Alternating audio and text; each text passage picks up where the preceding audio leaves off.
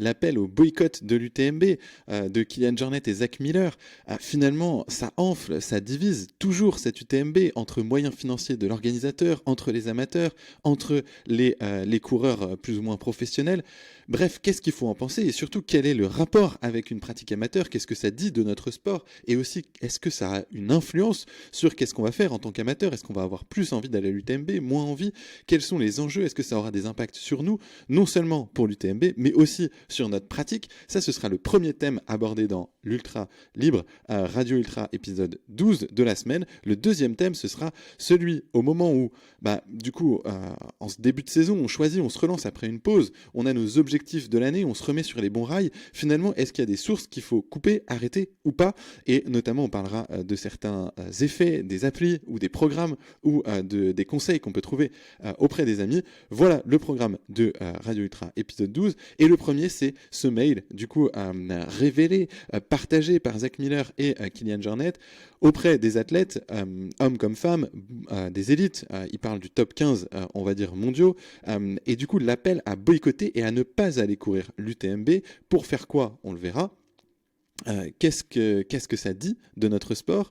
Qu'est-ce qu'on peut en tirer comme conclusion? Et est-ce que ça a un rapport finalement avec la pratique amateur?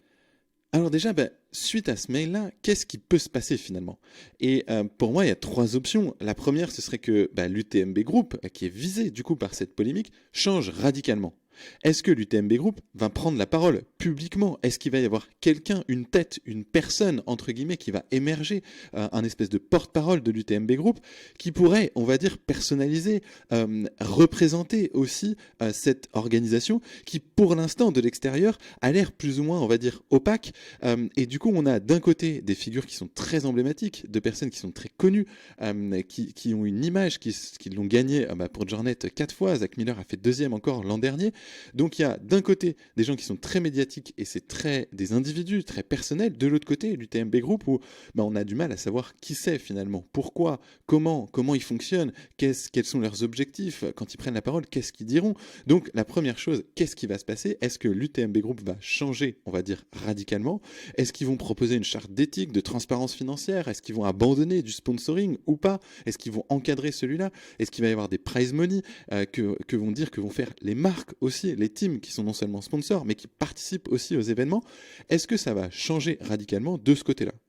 De l'autre côté, qu'est-ce que peuvent faire finalement les athlètes? Est-ce qu'ils vont aller faire leurs courses ailleurs? Là-dessus, a priori, et pour l'instant, Jornet et Miller sont pas très précis sur, du coup, on appelle à se retrouver potentiellement sur un autre événement, mais qu'est-ce que ce sera? Est-ce que ce sera sur une autre épreuve? Une autre épreuve, j'imagine, pas forcément de l'UTMB, mais est-ce que c'est une autre épreuve? Est-ce que c'est une autre course? Si oui, laquelle? Est-ce qu'il faut en organiser une nouvelle, finalement, qui ne rassemble que les pros, ou qui soit organisée par les pros, mais avec aussi des amateurs? Est-ce que c'est une course qui existe déjà et qui les a déjà rassemblés? On peut penser à la Diag, par exemple, ou qui fait pas partie du circuit UTMB, mais qui a déjà rassemblé, qui a déjà vu des grandes batailles et des batailles épiques au sein du top mondial. Est-ce que c'en sera une autre? Bref, qu'est-ce qu'ils vont faire? Qu'est-ce qu'ils vont proposer? Ou est-ce que finalement il n'y aura pas de schisme, entre guillemets, entre les meilleurs mondiaux, du moins pour le moment, et cette UTMB Group? Et est-ce que finalement il ne va pas y avoir une espèce de dialogue, un espèce de dialogue où on s'assoit, on va dire, autour de la table avec, est-ce qu'il y aura une instance qui va émerger, qui va représenter les athlètes? Ou bien est-ce que ce sera toujours les athlètes qui vont être leaders, notamment Jornet et Miller? Est-ce que c'est eux qui vont être leaders et parler au nom des autres athlètes? Est-ce qu'ils vont réussir à fédérer quelque chose? Est-ce qu'il va y avoir une instance, on va dire, indépendante, un comité de représentation, par exemple, des athlètes?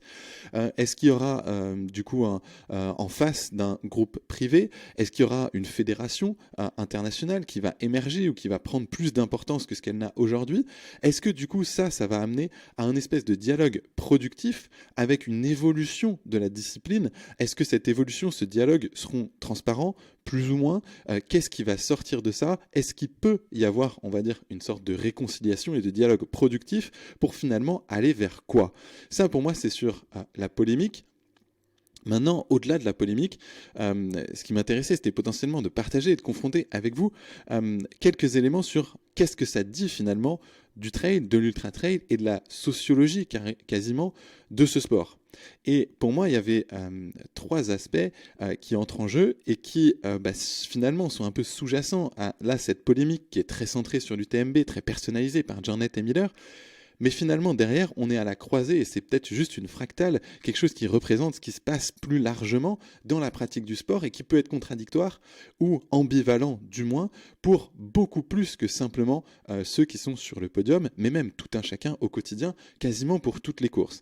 Et pour moi, cette sociologie du trail, où je vous propose trois axes à discuter ou potentiellement à débattre, qui peuvent nous amener à prendre du recul sur ce débat-là.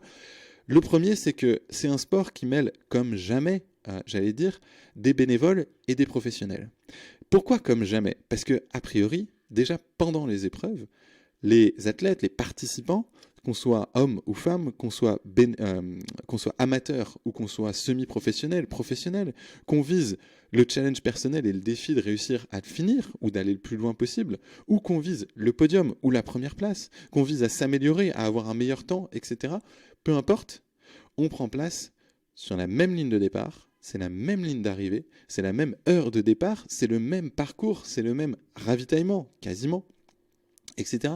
Donc c'est un sport qui mêle bénévoles et amateurs et professionnels, non seulement en tant que participant, mais aussi bénévole et, on va dire, salarié sur l'organisation, puisque l'organisation ne pourrait pas aujourd'hui tenir sans les bénévoles qui viennent sur les ravitaillements, qui viennent sur les parcours, qui assistent du coup et qui participent à toute l'organisation de cette course. Il y a aussi des subventions publiques aussi pour les courses, pour l'accès aux domaines notamment naturels qui sont traversés. On a une organisation qui, elle, est privée dans le cadre de l'UTMB Group, qui n'est pas le cas pour beaucoup de courses, peut-être un peu plus, pour beaucoup de courses de trail, et quasiment la majorité qui sont organisées finalement par des associations de coureurs, parfois des associations dédiées, d'autres organismes privés, mais qui n'ont pas les mêmes objectifs que ceux de l'UTMB, etc.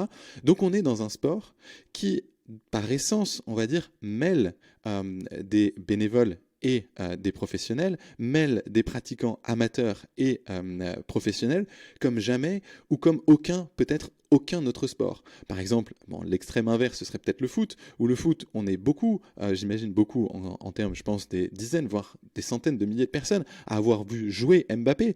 Mais on n'était pas sur le terrain avec lui, on n'était pas au départ de l'UTMB avec lui, on était du coup en tribune, rang 157, à bonne hauteur et bonne distance, mais du coup là on est dans une pratique du trail qui est complètement différente, qui n'a rien à voir et qui mêle à un point, j'ai l'impression, inégalé, les bénévoles, les amateurs et les professionnels, qu'ils soient coureurs ou organisateurs.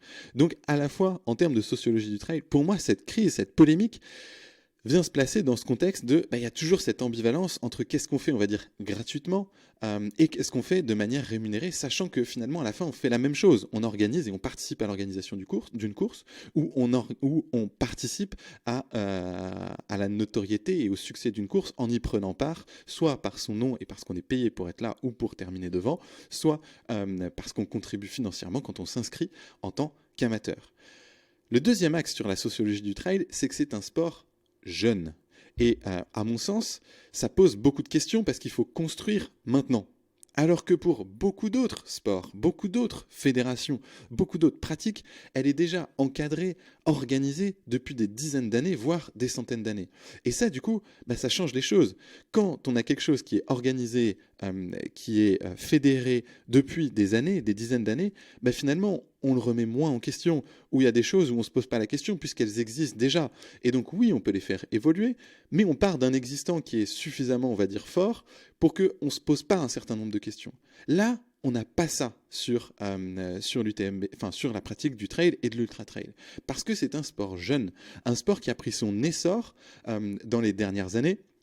Grosso modo, dans les 20 dernières années, et d'ailleurs l'UTMB, c'est peut-être pas anodin que la crise se cristallise ici, sur cette épreuve qui a commencé première édition en 2003, ça fait une vingtaine d'années, c'est elle qui a vraiment marqué un tournant dans le développement du sport, de sa notoriété, de la notoriété des champions, de la notoriété de l'épreuve en elle-même. Et donc, elle est née, elle s'est développée, cette épreuve et cette pratique, ce sport, cette volonté d'aller toujours aussi potentiellement plus loin, d'allonger vers l'ultra, etc. Elle s'est développée à une époque très récente dans laquelle il y a les réseaux sociaux et où, du coup, on a une fédération du sport, une organisation de ce sport, une gouvernance qui est à définir pour une fois, et parce que c'est aussi récent, dans un contexte de réseaux sociaux et plus largement de fragmentation, on va dire, de la pratique, avec des individus qui sont très connus, qui ont une notoriété qui est parfois supérieure à celle des épreuves. Et ça, c'est très très rare, on va dire, dans le sport. Si on prend, encore une fois, je sais pas, le foot, la Coupe du Monde, mais c'est valable pour beaucoup de sports. Si on prend les Jeux Olympiques, bon bah les Jeux Olympiques, c'est une institution, on va dire, en soi. La Coupe du Monde, c'est une institution en soi, avec sa notoriété, etc., qui est supérieure à individuellement un joueur. L'institution, parfois des clubs aussi, dans les sports collectifs, dépasse la dimension personnelle d'un joueur. Et donc là, on n'est pas dans la même situation. Parce que Jornet, en gagnant depuis 2008 l'UTMB et en le gagnant en 2022, ben, il représente à lui-même quasiment une partie de l'essence de ce sport et il peut, pour certains, être considéré quasiment sur un pied d'égalité avec la notoriété d'un UTMB, où il a une voix qui porte au moins autant, voire plus, et c'est peut-être ça qu'il y a derrière l'enjeu, derrière cette polémique, c'est de voir finalement comment fédérer un sport dans les années 2010 et dans les années 2020. Et ça, c'est pas facile. Et à mon sens, c'est un cas assez unique où on a donc une fragmentation de la pratique des individus qui sont très connus, des champions qui ont des centaines de milliers de followers sur les réseaux sociaux. De l'autre côté, on a une certaine opacité des entreprises. On ne sait pas finalement l'organisation de l'UTMB, ça a toujours prêté un peu à polémique. À un moment donné, c'était assez personnalisé par le couple Poletti notamment. Là, aujourd'hui, un peu moins. Il y a un groupe, une société privée derrière ça. C'est pas les mêmes objectifs. Qu'est-ce qui va émerger? Cette opacité des entreprises, est-ce qu'on peut se permettre, dans les années 2020, au moment de structurer un sport et une pratique, d'avoir une opacité des entreprises, des intérêts privés, etc. Ou est-ce qu'au contraire, à la transparence des champions, il faut répondre par une certaine transparence aussi des organisations privées qui vont avoir des intérêts financiers dans la pratique de ce sport. Et puis on le voit, et c'est aussi à l'échelle individuelle et de tout un chacun, on le voit aussi pour nous, en tant qu'amateurs, dans notre pratique, est-ce que finalement, on n'a pas une pratique ambivalente entre d'un côté, et on est tous plus ou moins tiraillés entre d'un côté ce désir d'indépendance, de liberté, d'être dans la nature la plus, on va dire, sauvage possible, de s'entraîner, on va dire, comme on veut, que ce soit hyper accessible. On n'a pas besoin de prendre de licence, on n'a pas besoin d'adhérer à un club pour aller courir naturellement sur les sentiers, dans les montagnes, etc. Donc on a un profond désir de liberté, d'indépendance, de valeur accordée à ça, à la capacité à faire ce qu'on veut et comme on l'entend, qui se retrouve aussi chez les pros. Et en même temps, on est aussi, nous, ambivalents. On a un peu envie de s'améliorer, de compétition, de se renseigner, d'améliorer sa pratique, d'optimiser son entraînement, de faire potentiellement des courses un peu plus longues, mais aussi d'aller se confronter sur des courses un peu mythiques, qui sont un peu des pôles d'attraction. Et donc, on voit bien qu'on a une certaine ambivalence entre notre désir de liberté et finalement l'adhésion à des marques, à qu'est-ce qu'elles représentent, à des chaussures particulières, à des types de pratiques, de nutrition, à de la performance, à de la mesure, avec des Strava, avec des applications qui mesurent notre vitesse, qui la comparent, avec le fait de se faire suivre sur des programmes d'entraînement, etc. Donc, pour moi, c'est la deuxième clé de lecture de cette polémique qui enfle. C'est finalement, est-ce que c'est pas dans la pratique elle-même d'un sport entre liberté et performance qu'on retrouve à l'échelle de tout un chacun et de tout amateur qui va commencer depuis la première fois où on court jusqu'aux pros qui vont être les élites de la discipline, on retrouve cette ambivalence particulière entre désir de liberté, désir de performance, dans un contexte d'atomisation de l'information, de proéminence des individus sur les organisations, au moment où il faut structurer cette pratique, a l'air notamment des réseaux sociaux, de la prise directe entre le champion et le pratiquant, on va dire amateur, là où à l'inverse, les entreprises comme l'UTMB Group ont un accès moins facile aux amateurs. Donc c'est ça le vrai enjeu, et puis un questionnement, une opacité sur les réels intérêts. Donc c'est ça pour moi le vrai enjeu aussi derrière cette polémique. Et donc ça va être intéressant de voir, et c'est la troisième analyse sociologique, enfin plutôt recul sociologique que je vous propose, c'est finalement derrière cette polémique, cette guerre qui va quasiment à la fin se résumer en guerre, pas d'ego, mais de personnes, puisque chacun des athlètes, j'imagine, va être amené à se positionner. Certains, j'imagine, vont être pour rejoindre l'UTMB, d'autres vont être contre, ça va être assez polarisant. Mais finalement, si on prend du recul et derrière, on va dire pas cette guéguerre, parce qu'il ne faut pas ni la juger, ni la minimiser, mais plutôt derrière ça, derrière cette polémique, qu'est-ce qui va se jouer et quels vont être les intérêts, on va dire, plutôt stratégiques sur lesquels les prochaines décisions vont se prendre. Et notamment, quels sont les objectifs et est-ce qu'il y a des objectifs communs et supérieurs à simplement ceux des individus et des champions, des amateurs, comme du groupe privé. Et notamment, ça va être hyper intéressant de voir comment ça va évoluer. Et est-ce que finalement le prisme d'évolution, parce que de cette crise, naturellement, va naître des changements, est-ce que ces changements vont se faire à l'aune, par exemple, de l'intérêt derrière ces changements? Est-ce que ce sera de donner à plus de personnes l'envie de pratiquer et de se mettre à ce sport? Est-ce que ça va être l'envie de promouvoir et de diffuser des moyens de pratiquer qui permettent d'améliorer, on va dire, la santé? Rien que le fait de s'y mettre, mais ensuite comment s'y mettre pour améliorer la santé? Et puis, des pratiquants. Donc, donner envie à plus de personnes potentiellement de s'y mettre à cette activité bénéfique pour la santé. La deuxième, c'est mieux l'encadrer pour qu'une fois qu'on y soit, effectivement, on ait un maximum de bonnes pratiques qui soient partagées pour, on va dire, favoriser sa santé et pas au contraire avoir des comportements, on va dire, addictifs ou excessifs qui peuvent conduire à une moins bonne santé. Et enfin, est-ce qu'on va arriver et quelle va être la place du paramètre environnemental dans cette discussion? Parce que effectivement, le trail et l'ultra, on est a priori dans les paysages les plus naturels possibles, dans un environnement qui est quasiment tout le temps protégé. Et donc finalement, on est à une croisée des chemins où on va avoir une pratique amateur, une pratique professionnelle, le fait de pouvoir vivre de ce sport pour inspirer des gens et des courses qui inspirent aussi des gens à se mettre à cette pratique-là. Et donc, quelle est la place de la santé? Quelle est la place du développement de cette santé et de cette meilleure forme, cette meilleure santé globale par la pratique? Et quelle est la place de l'environnement et de la planète dans cette pratique? Espérons que derrière cette polémique, ces éléments-là soient abordés et qu'on en sorte avec une certaine transparence et une façon de réaffirmer des valeurs hiérarchisées, ce qui compte le plus entre une pratique amateur et une pratique professionnelle, entre un désir de performance, un désir de liberté, entre l'envie de se dépasser et le respect des milieux naturels qu'on traverse. Le lien avec la pratique amateur dans tout ça.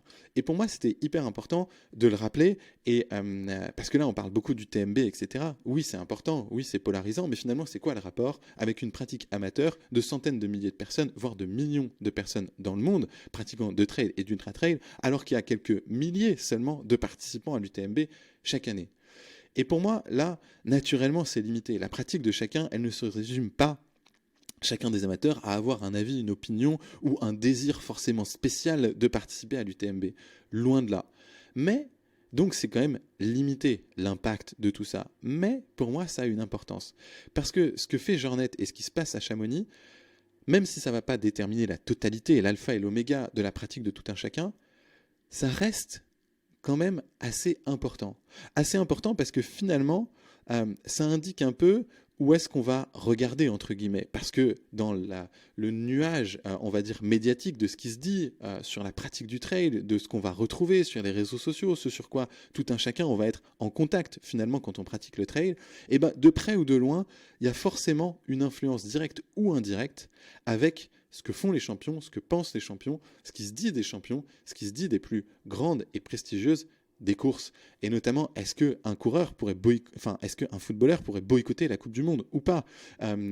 Bref, tout ça, on voit qu'il y a une dialectique. Et qu'est-ce que ça a comme impact sur tout un chacun? On le voit après une Coupe du Monde, après une victoire à une Coupe du Monde, potentiellement, il y a d'autant plus de participants au sport, ça donne envie aux gens, etc. Donc oui, il y a des liens quand même à remettre à leur place, mais entre tout un chacun et l'élite de ce qui se fait dans le sport.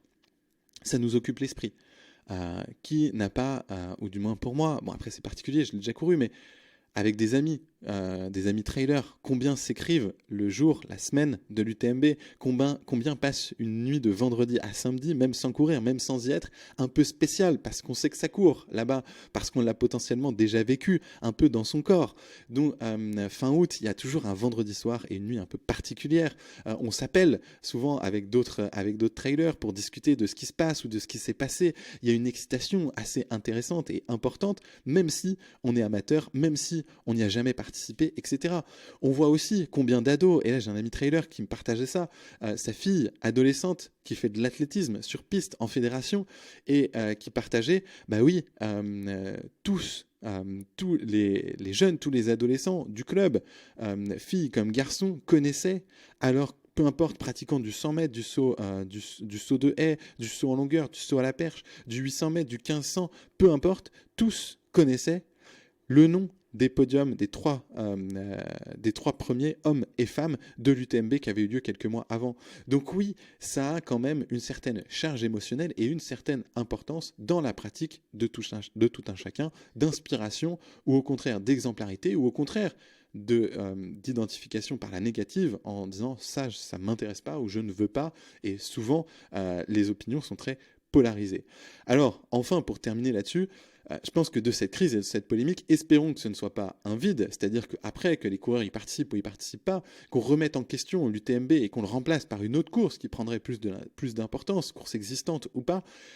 L'idée, c'est que, à mon avis, il n'y aura pas de vide derrière, mais que ça va potentiellement faire évoluer ou changer la pratique, et ça évoluera toujours. Espérons, charge à nous en tant que pratiquants, et charge à eux en tant qu'égérie finalement de ce sport, que ce soit l'organisateur comme les coureurs, de la définir pour le meilleur. Et maintenant, passons au deuxième sujet, qui est beaucoup plus proche de, on va dire, l'envie pour les amateurs d'allonger les distances. Et pour moi, en ce début de saison, parce qu'on reste en janvier, où potentiellement on se relance après une trêve hivernale, plus ou moins longue, et d'ailleurs c'était hyper intéressant de noter que dans le sondage de la semaine dernière, c'était à peu près du 50-50, 50% des coureuses et des coureurs déclarent j'ai maintenu ou augmenté mon volume de pratique pendant l'hiver et dans les 3 derniers mois depuis novembre, et 50% qui au contraire déclarent avoir réduit plus ou moins partiellement, voire quasi totalement, la pratique sportive pendant l'hiver. Donc là, si on se situe beaucoup plus proche finalement de la pratique amateur en ce début de saison, là où finalement on est en train de définir nos objectifs de l'année, on est aussi, une fois qu'on a mis ces objectifs-là, ces bonnes résolutions, parfois, sur quel rail finalement on va se mettre pour la saison en cours et à venir. Et donc là, on va potentiellement se dire, c'est à ce moment-là qu'on va ouvrir, on va dire, ses oreilles, ses chakras, qu'on va aller chercher des sources d'informations pour définir sa pratique maintenant au quotidien, maintenant qu'on a les objectifs, les bonnes résolutions, on sait a priori pourquoi on veut le faire et qu'est-ce qu'on veut faire, du coup comment on va le faire dans les prochaines semaines et dans les prochains mois. Et c'est là où souvent, et ce sujet-là, il m'est inspiré en grande partie par une discussion la semaine dernière que j'espère ne pas trahir en parlant aujourd'hui, mais où on verra que quand on va se lancer sur une distance qu'on n'a jamais faite dans la saison, faire quelque chose qu'on n'a jamais fait, ou par exemple on a fait 10, 15 km, et là on veut passer à 50 par exemple, du coup, au moment où une fois qu'on a pris la décision, une fois qu'on a mis ce jalon dans l'année où on va vouloir faire ça, et aujourd'hui, finalement, on va tracer ce chemin-là, et les prochaines semaines, les prochains mois, et avec qui on va se faire, on va dire, avec qui on va faire ce bout de chemin. Quels sont nos amis avec lesquels on va aller sortir, on va aller pratiquer. Quelles références on va prendre pour organiser sa pratique si on en a envie. Est-ce que je vais prendre un programme d'entraînement? Est-ce que je vais prendre une appli? Est-ce que parfois je vais prendre un coach? Est-ce que je vais rejoindre un club avec un entraîneur, etc., des partenaires d'entraînement? Et du coup, on est en train de définir les rails sur lesquels on va faire cette pratique des prochains mois. Et déjà, pour moi, je voudrais remettre en perspective la première chose, c'est que le plus dur, là où il faut avoir beaucoup de courage, c'est avant tout pour se lancer et pour prendre cette inscription. Et du coup, si je vous parle de cette discussion de la semaine dernière, c'est que il y avait comme ingrédient dans la discussion, la première chose, c'était qu'il y avait déjà une inscription de prise pour dans quelques mois faire 3 fois plus que la distance max que la personne avait déjà réalisée. Donc il y avait déjà eu ce courage énorme de prendre une inscription. La deuxième chose, c'est que la personne courait 3 fois par semaine, plus une séance de renfort et une autre séance d'un autre sport dans la semaine. Donc il fallait non seulement, il y avait déjà eu ce courage de s'inscrire, il y avait ce courage et cette abnégation de s'entraîner chaque semaine, plusieurs fois par semaine, quasiment chaque jour, de faire du sport pour se mettre en chemin. En résultat, du coup physiquement, la personne elle se sentait très bien, se sentait pas limitée. À l'entraînement, toutes les séances se passaient bien, sentiment de vraiment être en confiance avec son corps, etc. Donc physiquement, tout va bien.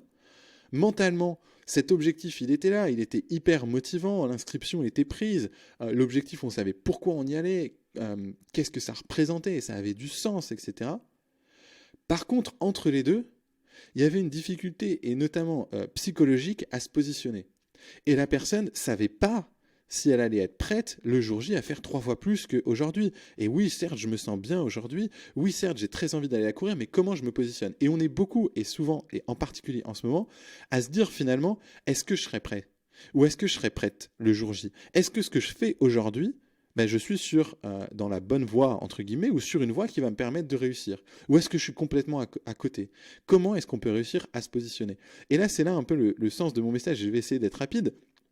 C'est que souvent, du coup, on va, et c'est normal, prendre comme référence les amis.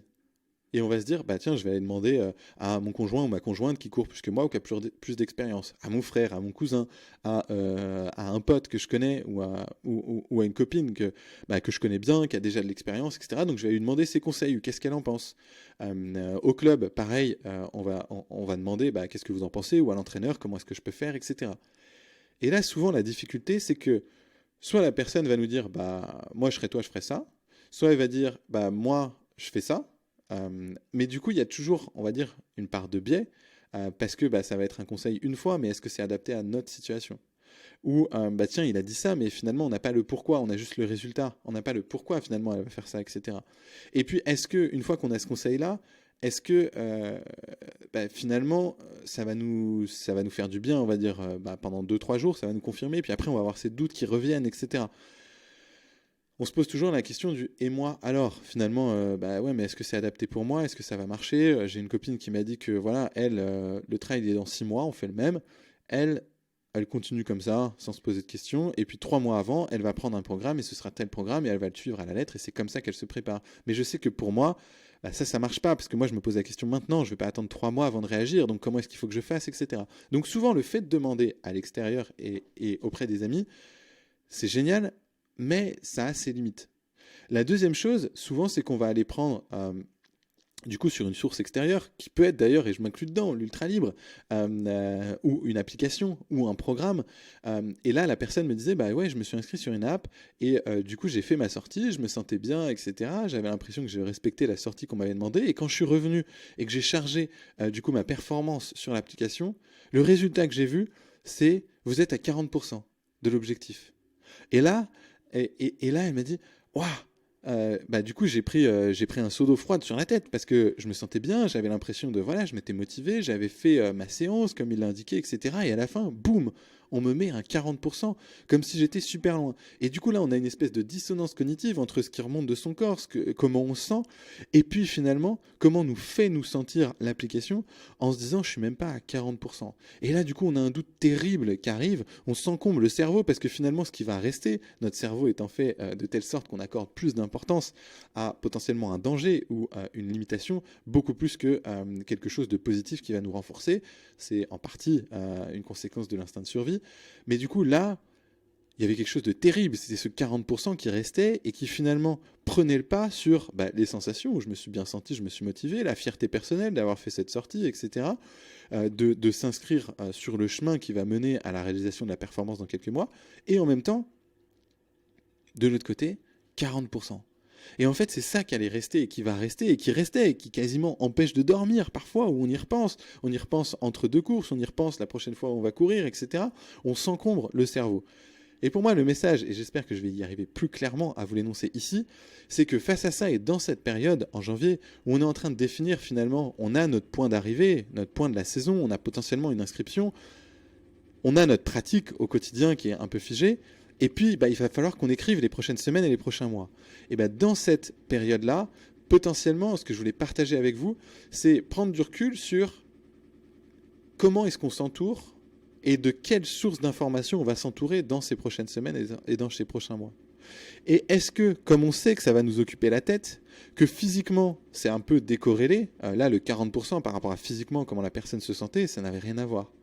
Donc, est-ce que ça peut être utile de prendre du recul par rapport à comment est-ce qu'on est entouré aujourd'hui, quelles sont les sources d'informations qu'on va utiliser pour définir notre pratique, le nombre de séances, le type de séance, l'allure, le nombre de sports, enfin la fréquence, quel sport on va faire, est-ce qu'on fait du renfort ou pas, est-ce qu'on fait du renfort ou pas, quel sport on peut faire, est-ce que je dois arrêter le crossfit alors que j'adore ça, mais parce que là il faut que je me mette en mode course ou pas. Quand on va chercher toutes ces sources d'informations là autour de l'extérieur, enfin à l'extérieur, potentiellement c'est savoir très clairement qu'est-ce qu'on va y chercher. Et notamment se concentrer sur l'information. L'information qu'on va chercher et ensuite se dire, je prends l'information, je comprends le pourquoi et ensuite je l'adapte à moi, mais je ne m'arrête pas à ce qu'on me dit. Ce qu'on me dit me donne des éléments pour faire ma propre sauce, mais ne me donne pas la conclusion. Parce que si on prend la conclusion de l'extérieur, on y adhère forcément moins parce que le raisonnement il vient pas de nous. La deuxième chose, c'est que si on prend une conclusion à un instant T, il va se passer beaucoup de choses dans notre préparation. Beaucoup d'éléments qui sont très personnels et qui vont arriver et qui vont se passer dans les prochaines semaines, dans les prochains mois. Et donc du coup, si on prend la conclusion, on perd les moyens d'adaptation à tout ce qui va se passer. Donc potentiellement, c'est voir ce qu'il y a à l'extérieur comme des sources d'informations qu'il faut que je comprenne et comment est-ce que je peux aller à la pêche à l'information, comment est-ce que je vais être proactif en me disant je ne vais pas poser la question sur qu'est-ce qu'il faut que je fasse, mais plutôt quelles sont les options et comprendre pourquoi un tel fait comme ça et pourquoi est-ce qu'il est arrivé à la conclusion que c'était ça qu'il fallait que lui ou elle fasse pour que moi je me dise est-ce que je suis dans le même cas et si oui, du coup je vais potentiellement utiliser ou adapter les mêmes leviers pour avoir la conclusion de mon côté. Et donc du coup ce serait peut-être ça, pas le conseil mais du coup l'observation que j'ai là dans cette période-là, c'est que parfois on va s'encombrer le cerveau avec des conclusions qui nous viennent de l'extérieur, qui nous brident, sur lesquelles on va tourner en boucle et qui ne servent pas, mais qui desservent notre pratique et notre volonté d'avancer et de faire les choses, on va dire bien ou du mieux qu'on peut. Donc, comment est-ce qu'on peut rester et mettre à distance potentiellement les sources d'informations en se disant je vais à la recherche d'informations proactivement et je ne me laisse pas influencer indirectement par des choses que je vais trouver ou auxquelles je vais m'exposer. La deuxième chose, c'est quand je vais chercher de l'information, comprendre le pourquoi, le comment, qui permet d'arriver à la conclusion et ne pas simplement prendre la conclusion. Ensuite, du coup, c'est potentiellement, une fois qu'on a fait ça, se dire si je prends les sources d'extérieur telles qu'elles sont et les conclusions, du coup, je fais dépendre ma pratique des autres ou d'un algorithme ou de quelque chose d'extérieur à moi. Mais du coup, j'ai plus les leviers dessus et j'en suis plus maître ou maîtresse. Donc, à mon sens, potentiellement, c'est essayer de faire ce travail-là maintenant, de se dire, ok, pour ma saison, finalement, par quoi est-ce que je suis entouré comme source d'information ? Est-ce que je les prends en réactif ou est-ce que je les prends en proactif ? Si je suis en réactif, est-ce qu'elles ont un impact positif ou négatif sur ma pratique ? Est-ce que j'ai mon appli qui me renvoie à 40% et le fait qu'elle me renvoie à 40%, boum, me met mal ? Ou est-ce que le fait de pouvoir avoir accès à ce que fait tel pote, etc., est-ce que ça me motive à aller courir et positivement et ça me tire vers le haut ? Ou est-ce qu'au contraire, ça me fait me sentir mal et ça me tire, on va dire, vers le bas ? Donc, les sources d'information, est-ce qu'elles sont réactives, positives ou négatives ? Est-ce qu'elles sont proactives ? Et est-ce que j'ai bien dans ma démarche, je comprends pourquoi, je comprends les leviers, j'arrive à ma propre conclusion pour tracer ma route, ou est-ce que je prends juste les conclusions et ça a un effet plutôt négatif ? Si ça a un effet négatif, est-ce que je peux le couper ? C'est-à-dire j'arrête de m'exposer à cette source d'information. Et là, dans le cas de la personne la semaine dernière, à mon sens, le fait d'arrêter l'application ne peut avoir qu'un effet positif par rapport à je continue l'application qui me renvoie, je suis à 40% ou à 30 ou à 60 et du coup ça me fait, on va dire, psychoter. Donc l'idée c'est beaucoup plus, est-ce que je peux faire dépendre de moi la recette de mon propre succès ou pas, pour supprimer ce qui nous fait du mal, ou l'utiliser différemment, ou le remplacer par quelque chose de plus productif. Et ça, à mon sens, c'est, pour faire le lien avec cette polémique UTMB, encore plus important en ce début d'année que de faire dépendre de soi du coup les moyens de sa pratique et de s'épanouir dans sa pratique, même quand l'UTMB vacille, on perd nos repères, entre guillemets, entre ce début de saison, l'UTMB vacille, est-ce que Kilian Jornet, est-ce que Zach Miller iront encore à l'UTMB? Ça, on ne sait pas, mais est-ce que on peut du coup prendre ça aussi comme prétexte pour se dire il faut que je fasse dépendre ma pratique de moi-même dans ce monde qui perd tous ses repères, entre guillemets. Voilà, j'espère que ça fait sens et que c'est plus ou moins clair. En tout cas, c'était assez long puisque 35 minutes pour les 2 thèmes de Radio Ultra cette semaine. Profitez bien, bonne semaine et à très vite. Merci.